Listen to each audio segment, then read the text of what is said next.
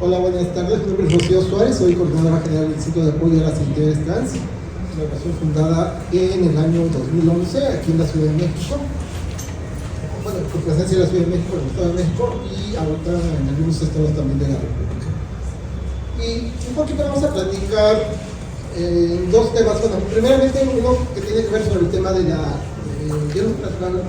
las compañeros de la Brigada Callejera, pues este contexto nacional, ¿no?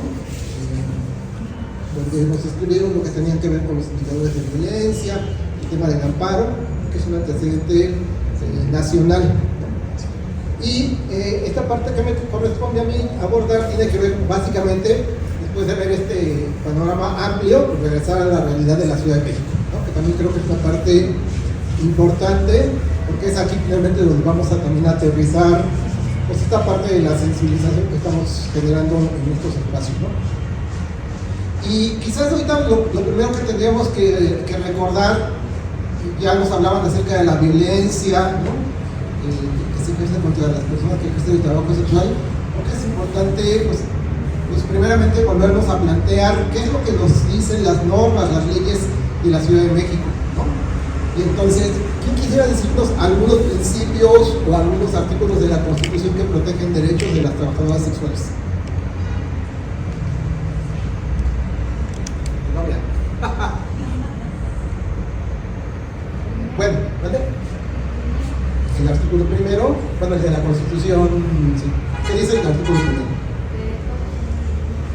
Todos tenemos los mismos derechos, sí, efectivamente. ¿Alguien más?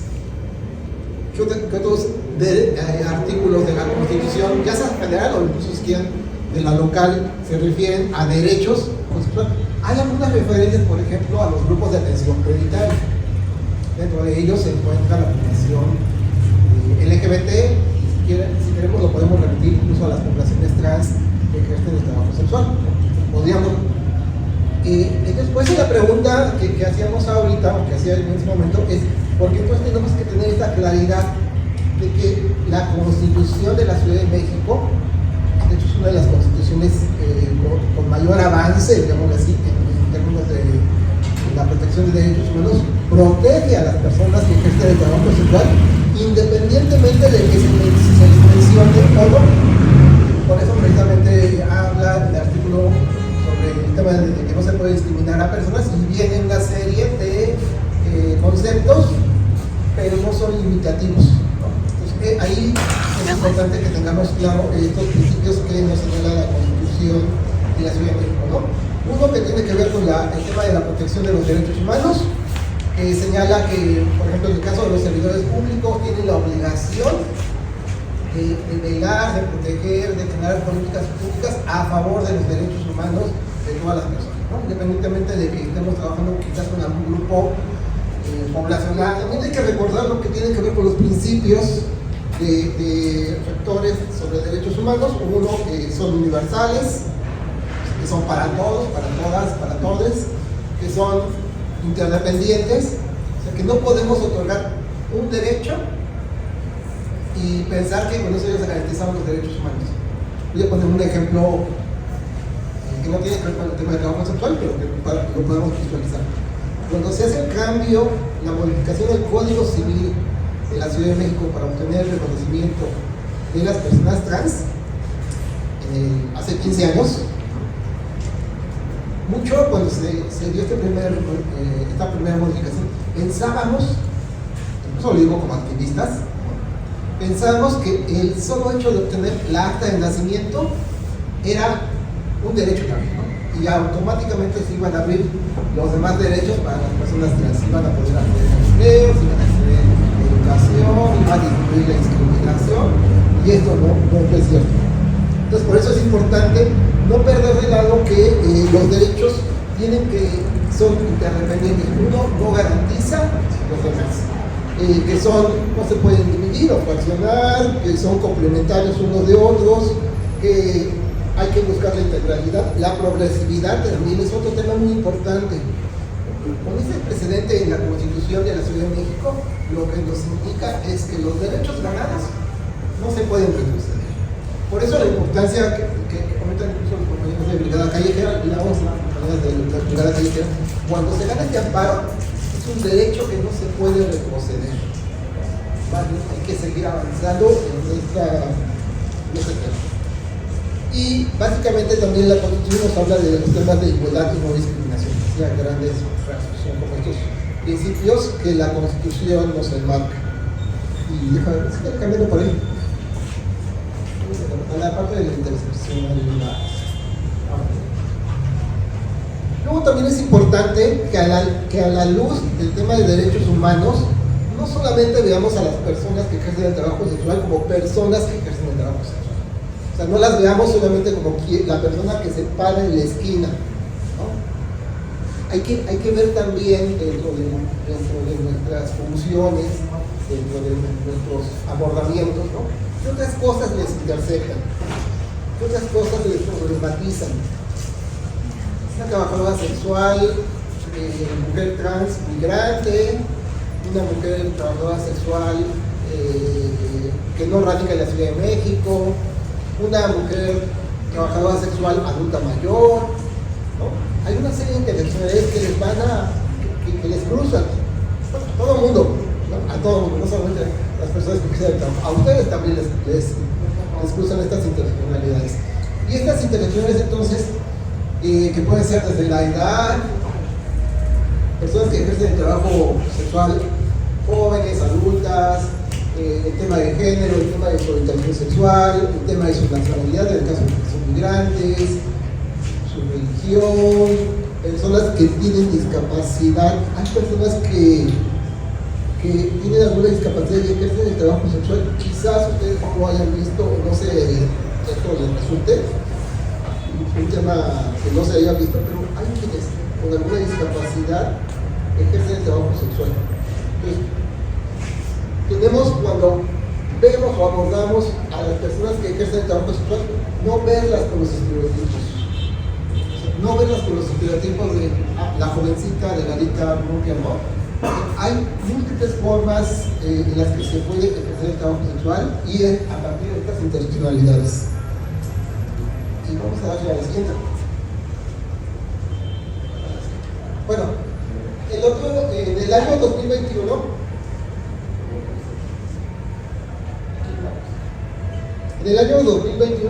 como organización participamos junto con el COPRED en la realización de una segunda encuesta sobre el trabajo sexual y COVID en la Ciudad de México. En el año 2019-20 se levantó la primera. Pues esta es una segunda encuesta que se levantó. Nosotros ya no participamos en el armado de las preguntas que se hicieron. Seguimos las mismas preguntas que se hicieron pues, para poder tener un seguimiento de algunas de estas preguntas. En esta encuesta participaron alrededor de 250 mujeres trabajadoras sexuales de 14 de las 16 alcaldías de la Ciudad de México. Y vamos a ver aquí un poquito sobre algunos datos que aparecen en la encuesta. La encuesta también se las vamos a mandar, bueno, se las van a mandar a los compañeros de Civiso en un archivo para que tengan la encuesta completa. Esta no es la encuesta completa, solamente son algunos datos que queremos como resolver. Un primer dato tiene que ver con el tema de la edad que ya comentábamos. Dice, una tercera parte de la población participante es joven, entre los 18 y los 29 años de edad, y 2/3 partes de las personas que ejercen el trabajo sexual están entre los 30 y 59 años de edad. Es un dato que nos ubica, digamos así, como personas que ejercen el trabajo sexual son de diferentes edades, ¿no? Mayoritariamente pensamos en personas adultas, pero también tenemos un sector de la población joven. Vamos a la siguiente. ¿Dónde vive la trabajadora sexual? Es una pregunta que nos llamó mucho la atención y que por ello creo que necesitamos un poco de profundidad. Dice, 3/4 partes de la población que ejerce el trabajo sexual en la Ciudad de México vive en alguna alcaldía de la entidad. Y una 1/4 parte de la población que participó en esta encuesta vive en el Estado de México. Esto quiere decir que quienes ejercen el trabajo sexual en la Ciudad de México son personas que viven en la Ciudad de México y que viven en otras entidades. Y en ese sentido es importante. Hay un tema como de vacío, incluso en las políticas públicas, ¿no? los vemos en muchas reglas de operación. Requisito: vivir en la Ciudad de México. Cuando en la Ciudad de México sabemos que transitan una gran cantidad de personas. Entonces, por ejemplo, este perfil para políticas públicas, incluir el tema de quienes residen en la Ciudad de México, están limitando los derechos de las personas que trabajan en la Ciudad de México y que de alguna forma aportan a la economía de la Ciudad de México, si lo queremos ver en términos económicos, ¿no? Entonces, esta es una parte importante. Datos de contraste: bueno, hay más mujeres de las personas que viven fuera de la Ciudad de México, hay más personas, mujeres cis, que mujeres trans. Eso también es un dato que nos llamó mucho la atención.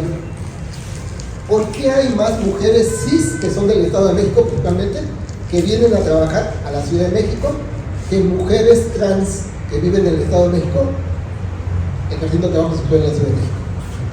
Y ahí tiene que ver con el tema de las interseccionalidades como uno.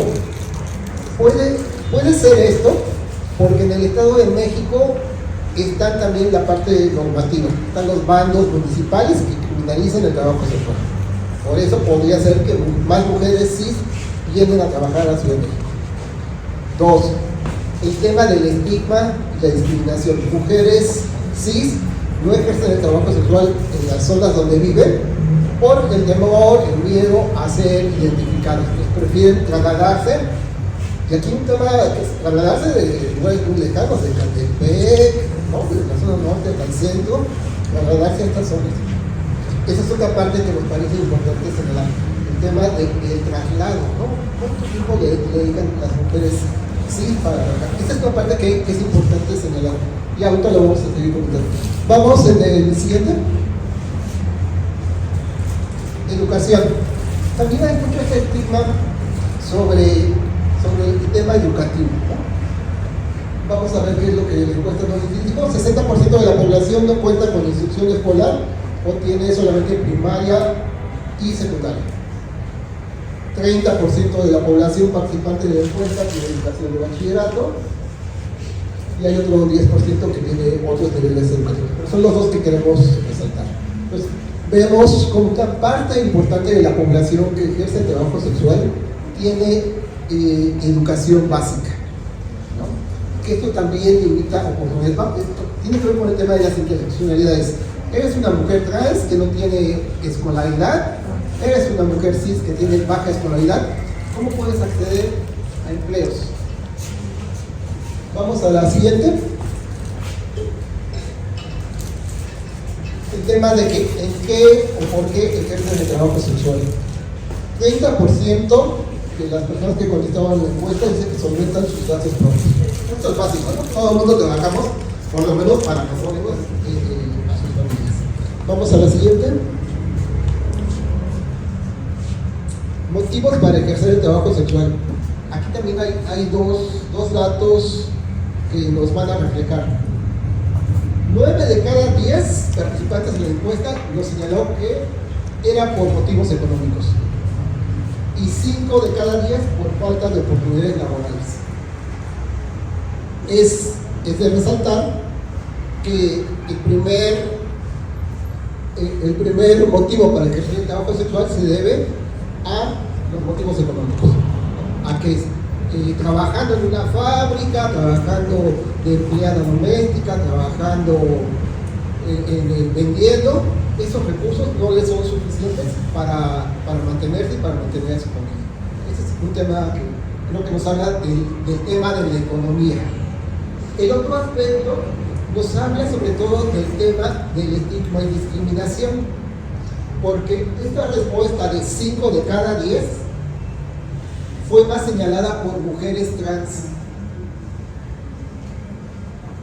más que la parte de arriba. O sea, más mujeres trans señalaron que lo hacían por la falta de oportunidades laborales, y esto entonces está más ligado al estigma y a la discriminación en el ámbito laboral. Vamos a la siguiente, por favor. Una pregunta que también se hizo, que es: ¿dejarías el trabajo sexual? Es una pregunta de repente lo voy a decir así en voz alta, de repente morbosa, ¿no? Que llega el reportero y le dice a la compañera, oiga, ¿usted dejaría el trabajo sexual? ¿No? Con ese tema de morbo, ¿no? Esta pregunta la hicimos para abordar el tema de cómo las trabajadoras sexuales visualizan el tema del trabajo sexual. Y entonces tenemos esta respuesta. 8 de cada 10 mujeres señalan que sí dejarían el trabajo sexual. Y 7 de cada 10 mujeres trans también señalan que dejarían el trabajo sexual. Esto es importante. Esto nos habla de la autonomía de las mujeres cis y trans que ejercen el trabajo sexual. O sea, ellas eligen. Y en ese sentido, esta pregunta tenía que ver con esto. ¿Tú elegirías dejar el trabajo sexual? Sí, sí lo dejaría. Pero, y ahorita viene la pregunta que viene adelante. Vamos a darle. Sí, dejaría de ejercer el trabajo sexual si se garantizaran las siguientes situaciones. Vamos a preguntarle. 1. ¿Dejaría el trabajo sexual si se brindaran albergues? ¿Dejaría el trabajo sexual si hubiera apoyo a familias? ¿Dejaría el trabajo sexual si hubiera mayores oportunidades? ¿Dejaría el trabajo sexual si tuviera acceso a la vivienda? ¿Dejaría el trabajo sexual si tuviera acceso a la capacitación laboral? ¿Dejaría el trabajo sexual si tuviera apoyos para poder poner un negocio propio? ¿Dejaría el trabajo sexual si tuviera acceso a una pensión? ¿Dejaría el trabajo sexual si existiera apoyo a adultos mayores? ¿Dejaría el trabajo sexual si hubiera apoyo en salud, si existiera apoyo educativo y existiera trabajo? ¿Qué nos habla estas respuestas? Pues nos habla de mucho de las políticas públicas que el gobierno de la Ciudad de México está implementando. El tema del empleo, el tema de la vivienda, el tema de la salud, o sea, son muchas de las políticas públicas que está haciendo el gobierno de la Ciudad de México. Entonces, ¿qué nos dicen estas respuestas? Pues que estas políticas públicas no están llegando a las personas que ejercen el trabajo sexual. O sea, podemos decir, hay un programa de capacitación laboral. Sí, hay un programa. La Secretaría de Trabajo tiene programas de capacitación laboral. ¿Por qué estos programas no llegan a las personas que lo están pidiendo? Pues mucho tiene que ver con que estos programas no están mirando las interseccionalidades de las trabajadoras sexuales, ¿no? Y entonces decimos, pues sí, toma la beca de la Secretaría de Trabajo. Son 3 meses, todos los días, de lunes a viernes, de 10 de la mañana a 3 de la tarde. Y te vamos a pagar casi a final del mes, o cada 2 meses te hacemos tu pago. Una trabajadora sexual no va a aguantar eso. Entonces no va a poder ejercer el trabajo sexual en la noche y luego irse a la capacitación en la mañana, ¿no? O sea, esta política pública entonces es inviable para ellas.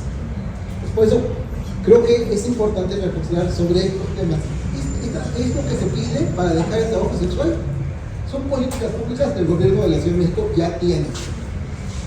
Ninguna de estas son políticas públicas que no estén respaldadas en algún programa de la Ciudad de México.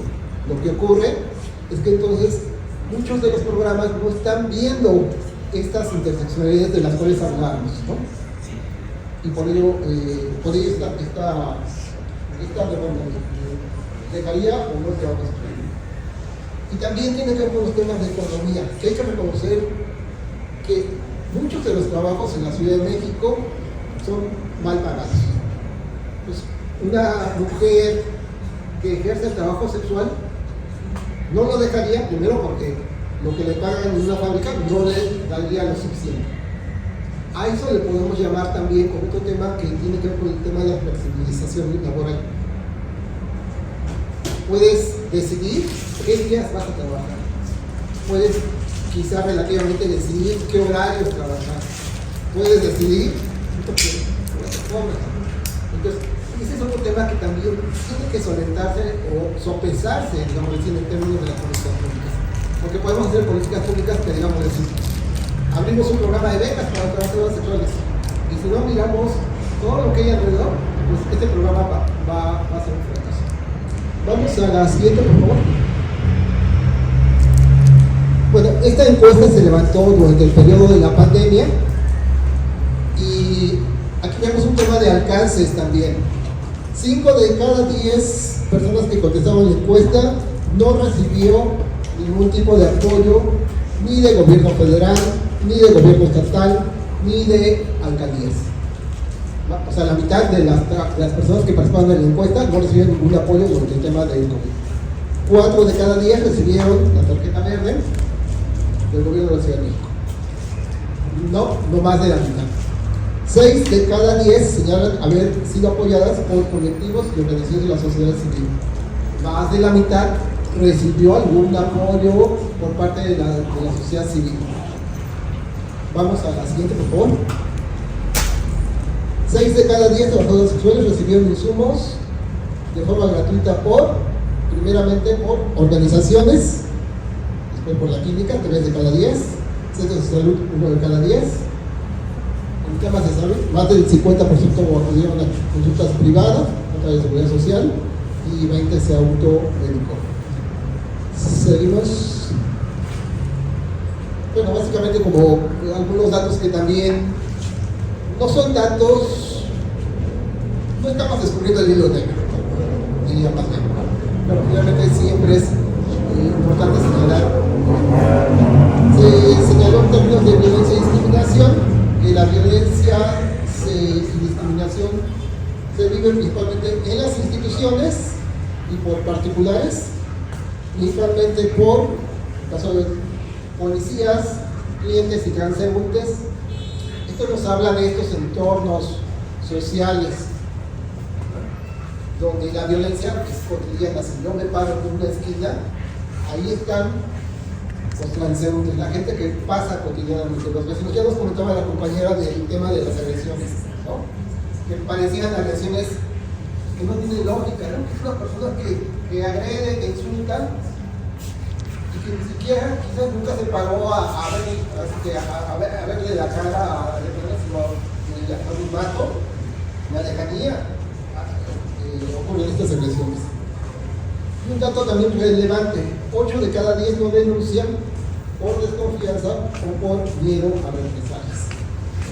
¿Cómo denuncio al policía, que es el del sector y es el que está ahí de fila?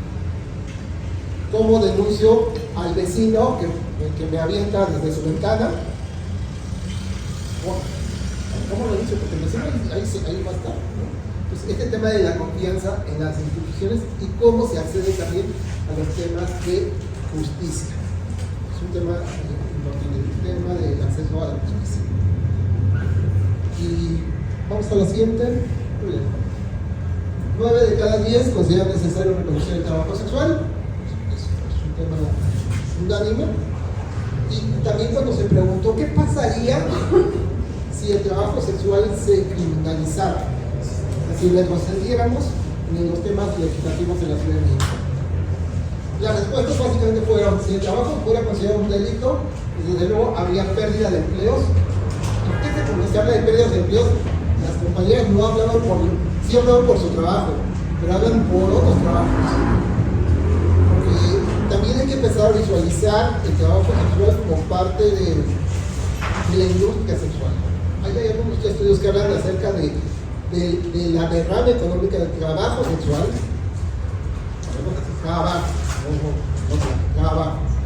de la derrama económica, y que lo que es necesario es este tema de la regulación, porque este tema no está. Uno, se habló de la pérdida de empleos, del incremento de violencia, de las extorsiones y desde luego de la negación de servicios públicos vinculados a favor de las personas sociales. Y creo que ya está.